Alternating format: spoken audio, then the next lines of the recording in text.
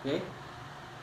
Olá, meu nome é Bruno Pedroso, eu sou professor de artes visuais, artista e pesquisador, e hoje eu vim falar sobre um movimento da arte que é o modernismo, mais precisamente as vanguardas modernas, né?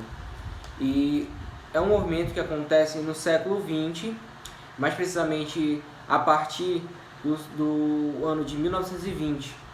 E ele é uma resposta, uma contraposição ao movimento neoclássico, né? Ou às bases da arte clássica. Eu vou falar sobre as vanguardas do período de 1920 até 1950, né? Que são elas o cubismo, o fauvismo, o expressionismo, o surrealismo, o futurismo e o dadaísmo. Para começar, eu queria falar um pouco sobre esse contexto histórico, né? Esse contexto histórico ele vem de um final do século XIX, que é marcado pelo neocolonialismo, né? E a partilha da África, e onde as tensões políticas elas estão crescendo no mundo todo. Também acontece mudanças na filosofia, na ciência no ramo geral, no caso física, biologia, química, muitas descobertas, e essas descobertas elas trazem uma crise de identidade no ser humano nessa época, né?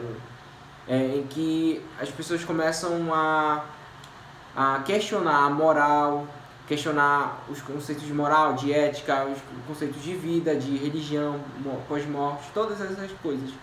E isso traz um clima de melancolia, que somado a esse clima de tensão da guerra, né, que no caso vai culminar na Primeira Guerra Mundial, os artistas eles pensam que a arte ela precisa demonstrar todo esse sofrimento que a humanidade está passando.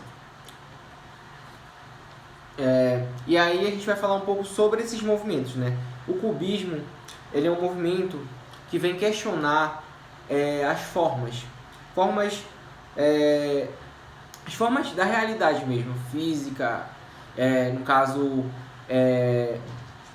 Picasso, que é um dos principais pintores dessa época, desse movimento, ele trata a figura humana, ele desconstrói a figura humana em formas geométricas, planas e geométricas espaciais também, né? Uma das principais obras de arte dele é a obra Las Mademoiselles d'Avignon, que retrata várias mulheres, né?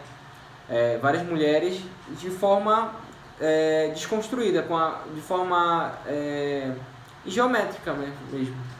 Já um outro movimento, né, o fauvismo, ele vem trazer esse questionamento sobre cor, sobre a cor real das coisas. Então, a partir de estudos de física, a gente entende que a luz, ela, dependendo da frequência dela, ela vai dar uma cor diferente para cada objeto. Então, o fauvismo ele brinca com essas cores, ele pinta, os artistas eles fazem pinturas do real mesmo das pessoas com diferentes cores, azul, vermelho e na mesma vários tons na mesma pintura, né?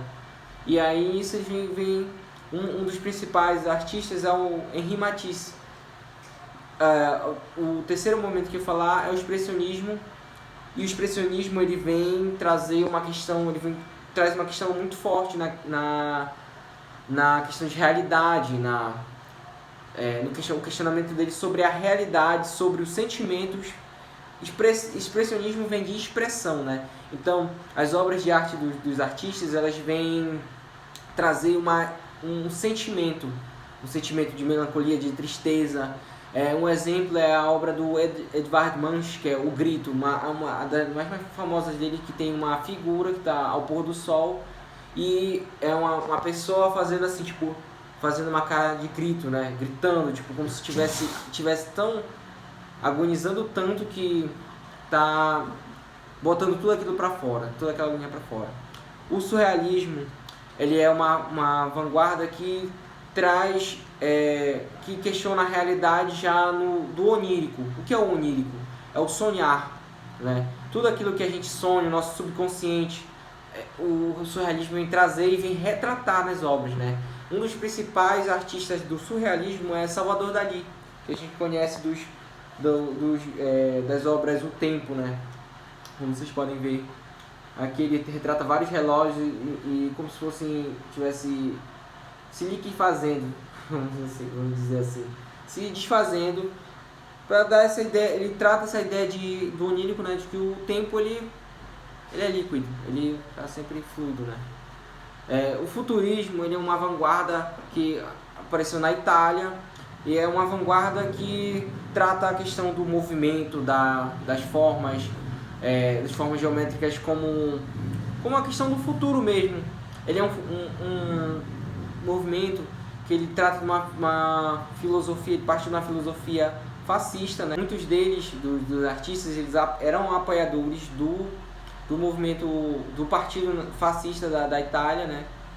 E eles também foram um dos únicos movimentos que trouxeram de fato um manifesto dizendo o que eles queriam fazer de ser como movimento, trazer com aquelas obras, tratar com aquelas obras. O próximo movimento, o último, né, é o dadaísmo. E o dadaísmo, ele é um movimento muito, digamos, peculiar, porque ele vem trazer a questão do objeto de arte, do que pode ser, o que não pode ser arte, né?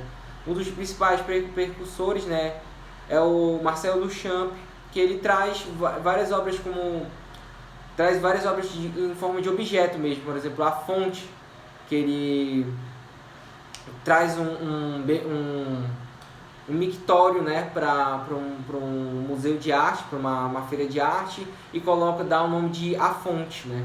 E aí ele traz isso, e ele traz uma série de objetos e questiona se aquilo pode ou não pode ser arte.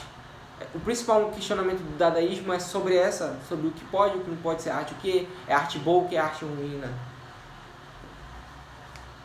Já no Brasil, esse movimento chega aqui no Brasil por meio de Anita Malfatti e outros artistas, da intelectualidade brasileira, né? E aí esse movimento ele surge na semana de 22, de arte moderna de 22, e ele vem como uma forma também de se contrapor aos artistas daqui que estavam fazendo um movimento clássico também na arte. No caso da literatura, o parnasianismo, nas artes visuais, o neoclássico. E eles montam uma espécie de sarau, uma espécie de apresentação cultural, né, que está numa semana, onde eles trazem pinturas, esculturas, várias outras linguagens, dança, música. E o modernismo aqui no Brasil, ele tem uma diferença do modernismo europeu, que ele trata uma questão de regionalismo, uma questão, ele traz a figura da pessoa nordestina, a figura da pessoa das sociedades cariocas, de vários locais daqui do Brasil, né? Eles vão retratar esse coisa. Por exemplo, Cândido Portinari é um dos artistas que retrata as pessoas do Nordeste, desse êxodo nordestino para o sudeste do país, né? Já uma coisa que também gostaria de colocar é que nesse processo da arte, das transformações, das mudanças da arte europeia,